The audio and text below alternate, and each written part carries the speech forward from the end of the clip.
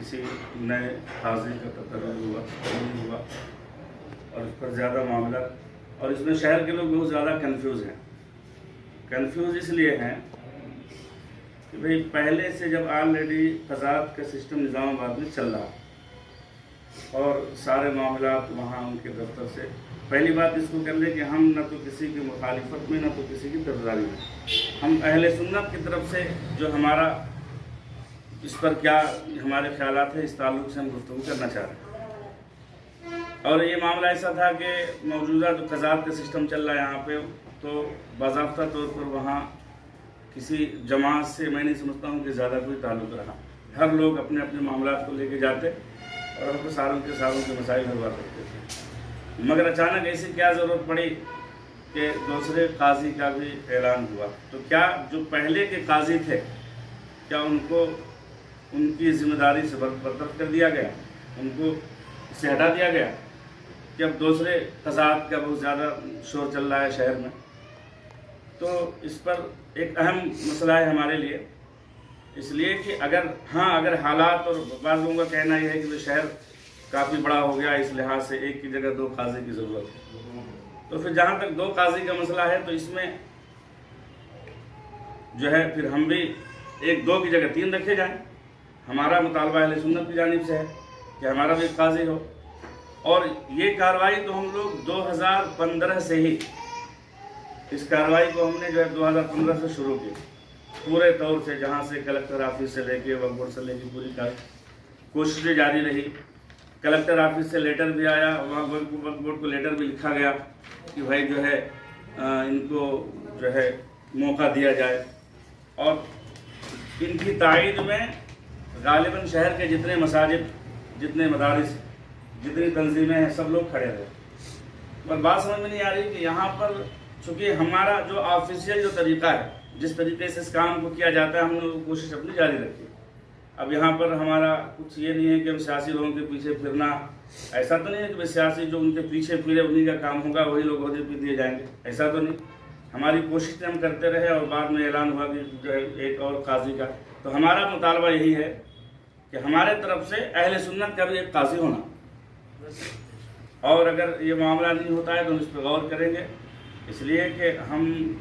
سیدھی سی بات ہے کہ ابھی ہم معاملات کچھ اور ہو گئے، اور ہم اگر ایسا نہیں ہوا تو ہم اپنے طرف سے اس سے وقف بورڈ سے رجوع ہوں گے، اور وقف بورڈ پہلے اپنا اس پر جو ہے موقف ظاہر کرے کہ کیا مسئلہ ہے، کہ کیا پہلے جو قاضی تھے ان کو اس سے ان کی خدمات سے برطرف کر دیا گیا کہ دوسرے قاضی کا زور شور سے معاملہ چل رہا ہے۔ تو ہمارا کہنا یہی ہے کہ اگر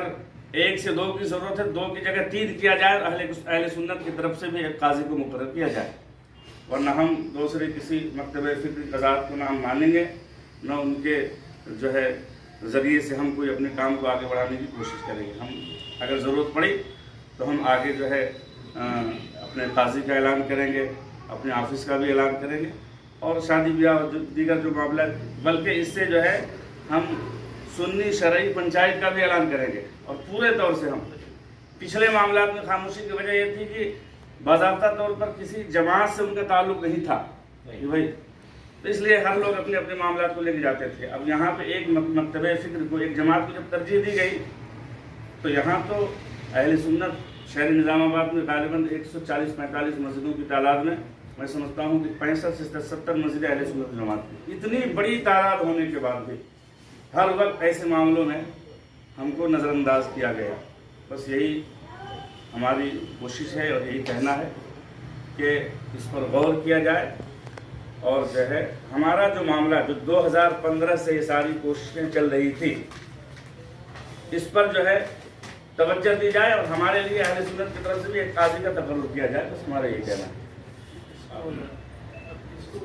ملایا گیا ہے اس کی وجہ یہ ہے کہ شہر نظام آباد میں چونکہ یہ شہر بڑا وسیع و عریض ہو چکا ہے، تو ایک قاضی کے علاوہ دیگر 2 سے 3 قاضی کی ضرورت ہے۔ اس طرح اطلاع ملنے پر میں نے 2015 میں 4 اپریل کو اپلائی کیا تھا سیکریٹریٹ سے، وہاں سے پھر ایک درخواست آئی کہ میرے تعلق سے انکوائری کی جائے۔ انکوائری ہوئی، انکوائری وقف بورڈ والے بھی کیے اور مائنارٹی آفس والے بھی کیے، اور RDO والے بھی کہ تقریباً 3 سے 4 مرتبہ انکوائری ہو چکی ہے. انکوائری ہونے کے بعد پھر کلکٹر سے ایک درخواست یہاں سے گئی کہ اپلائی کیا جائے انہیں،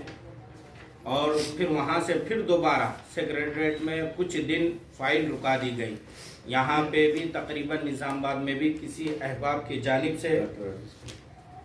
فائل کو بار بار رکایا جا رہا تھا، لیکن کوششوں کے بعد آگے بڑھتے گئی حیدرآباد سیکریٹریٹ تک پہنچ گئی. پھر دوبارہ سیکریٹریٹ میں کئی روز رکنے کے بعد وہاں سے پھر دوبارہ انکوائری کے لیے وہاں سے ایک درخواست آئی. تو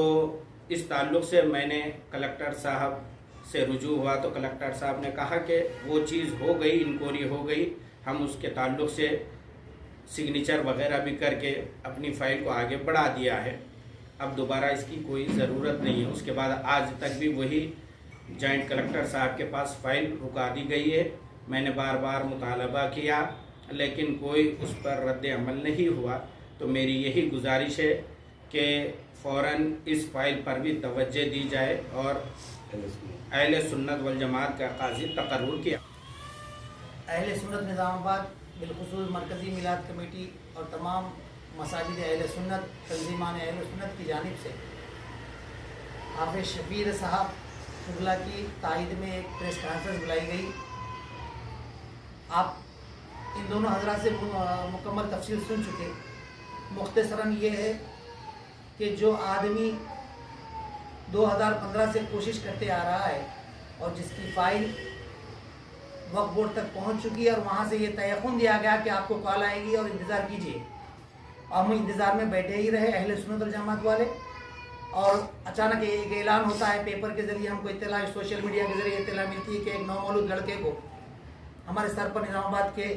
عوام کے سر پر مسلط کیا جا رہا. نہیں، نظام آباد کی کل مسلم آبادی میں 60 سے 70% سنی لوگ ہیں. ہم لوگ یہ اعلان کرتے ہیں اگر آپ لوگ اس کے اوپر ایکشن نہیں لیں گے، ہمارا سنی قاضی تقرر نہیں کریں گے، تو ہم اپنی طرف سے